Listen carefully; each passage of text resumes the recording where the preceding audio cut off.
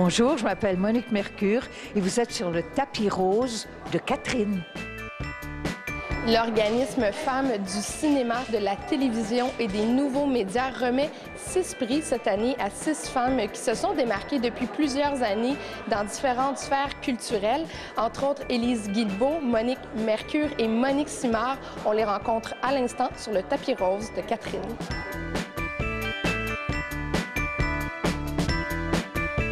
Félicitations, vous êtes lauréate du prix Productrice. Est-ce qu'on a encore besoin, en 2011, de souligner à grands traits le travail des femmes dans l'industrie culturelle? Bien, écoutez, c'est une bonne question, parce que c'est évident qu'il y a tellement de chemin qui a été fait.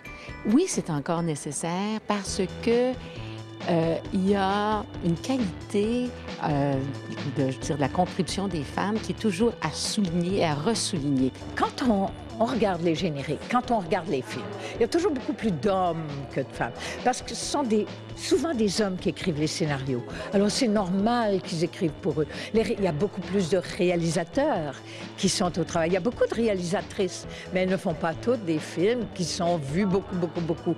Alors il faut en parler pour que les femmes soient plus présentes. Il y a autant d'hommes que de femmes dans le monde. Il faut qu'il y en ait autant dans les films. On a encore du chemin à faire, tu sais. Moi, j'arrive du tournage de Lancer Compte, là. Sur la feuille de service, il y a pas mal de noms de gars. Est-ce que les femmes s'encouragent, s'épaulent ou elles se compétitionnent? C'est ce que je connais, sincèrement, puis c'est pas pour bien faire ou bien dire. Vraiment, c'est ce que je connais. Tu sais, on parlait de ma compagne Isabelle Vincent, avec laquelle d'ailleurs tu as travaillé. Tu sais, j'ai mes amis, Anne Dorval, José Deschênes, Anne-Marie Cadieux. On a tous le même âge, pratiquement. Puis, je veux dire, on est là, on s'écrit, tu sais, parce qu'on sait qu'il y a une première. Je veux dire, on est...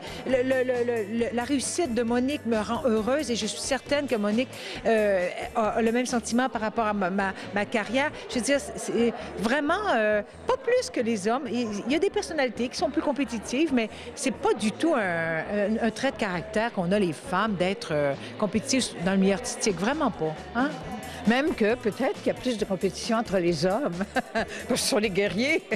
Mais non, moi je trouve qu'au contraire, on est solidaires les unes des autres, et puis c'est ça qui fait notre force. Si on réussit à continuer à occuper les écrans, les scènes, c'est parce qu'on est là pour se défendre, parce qu'il le faut.